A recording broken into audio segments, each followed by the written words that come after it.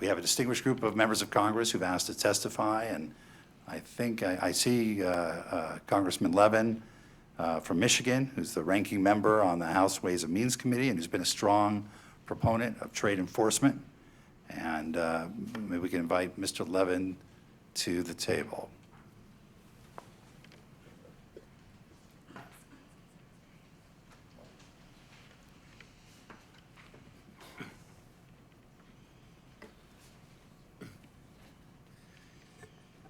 Good morning. Thank you very much, Ambassador and your colleagues. I ask that my written statement be entered into the record.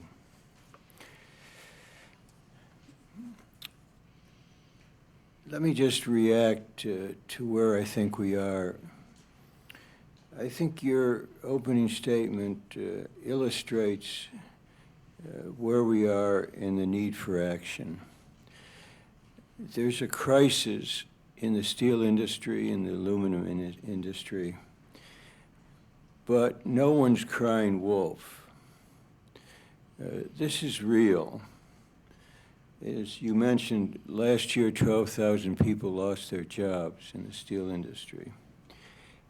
If the 12,000 could come here and testify, I think nobody could deny the crisis. It's far deeper than 15 years ago. It's, as you said, a global crisis. It isn't only China, but it is very significantly so. And the data, the numbers are really staggering. In the year 2000, China's steel capacity was just over 100 million tons, roughly the same as the United States. Today, it is 1.2 billion tons, more than 10 times as high as U.S. capacity and more than the total capacity of the U.S., the European Union, Japan, and Russia combined. And China has rigged the system through their state-owned enterprises, their subsidies, their export incentives, among others. And let me just emphasize, this problem isn't going to take care of itself. And 19th century theories about how issues like this remedy themselves simply will not work. There's already been consolidation in the steel industry. As you mentioned, there is a large number of AD/CVD cases, and they can help. And hopefully they'll embody strong action. But this is what I want to emphasize. We have to go global because it's a global problem. There needs to be a global response. And all options have to be actively on the table. 201, 232, the WTO possibilities. And you mentioned the meeting that will be next week in the OECD. But I just want to conclude by just emphasizing what I think is so vividly true today. There has to be bold action. I think that more jawboning isn't enough. There is a need for, as I said, bold action. The U.S. industry is at stake here. There is a flesh and blood of real problems here. I just want to also react to this. You're going to hear testimony, essentially when it comes to steel, the cheaper the better. That's a path to the deindustrialization of the United States of America. People have to have jobs in order to buy products. And the fact that steel is pouring in here from China, it's cheap, means that our products that we buy from other places are cheaper, is really a ticket to doom for manufacturing in this country.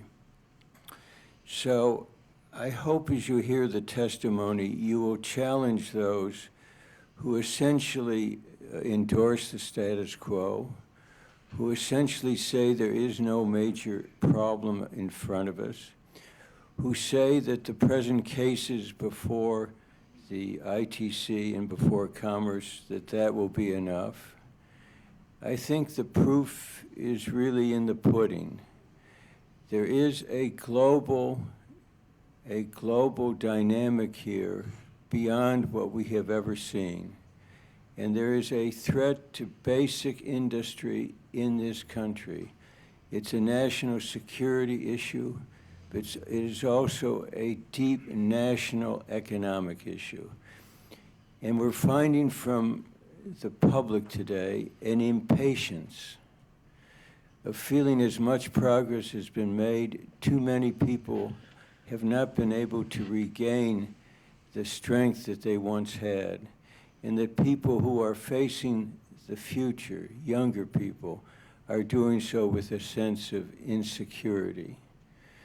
Steel, aluminum, these are vital products in terms of the economic manufacturing strength in this country.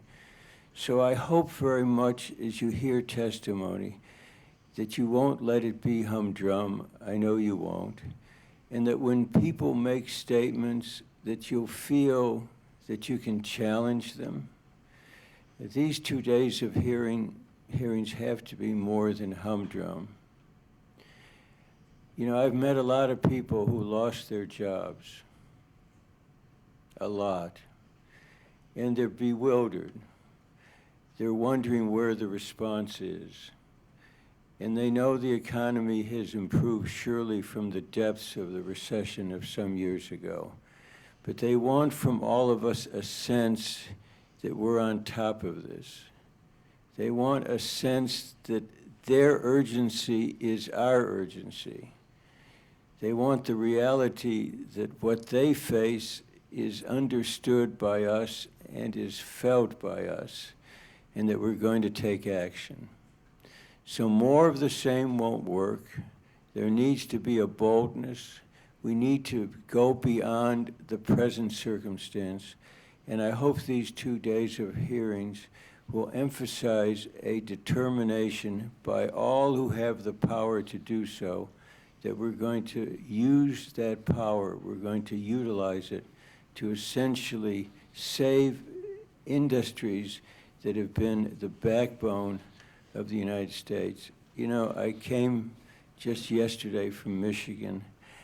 I came from weeks where we celebrated how we responded in the Second World War, how people pulled together and built overnight what we needed to save this nation and really to save the world.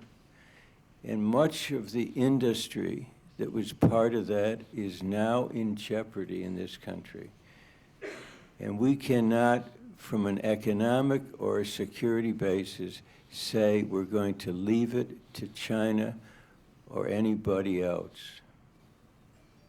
It's important in the lives of the people of this country, and it's important in terms of the security of the United States of America. Thank you very much for letting me testify. Thank you, Congressman Levin. If I could just ask one question before we go to the other witnesses. The Trade Facilitation and Trade Enforcement Act was a good example of Congress making sure that the executive had the resources and the tools necessary to act. What further steps do you think Congress can take to make sure that we've got all the tools at our disposal in order to address this problem? I think Congress and the administration and industry and everybody needs to face up to this, Mr. Ambassador. We have to go beyond where we are today and beyond the tools that exist today, and I hope those tools will be well used. It's not for me, or I guess for any of you, to comment too much on what will be done by Commerce or the ITC. But it's very clear that we have to think through what other instrumentalities will be utilized, whether it's 201, whether it's going through the WTO. We just have, I think, failed to step up to the thinking through of what bold steps will work. And sometimes we pull back because we're not 100% certain that any further instrument will be effective. The problem with that is that it then becomes essentially the acquiescence in the status quo. So we all need to think through, we say it's global, and you said it's global. We need a global solution. And I don't think jawboning, the Chinese make promises 100 million tons, whatever. We have to go beyond that and make a firm decision as to what further concrete steps will be taken by the administration with the support of the Congress and the support of industry. Thank you very much. Thanks for being here. Thank you for having me. Good luck. I think we have a number of other members and senators. We can bring them out.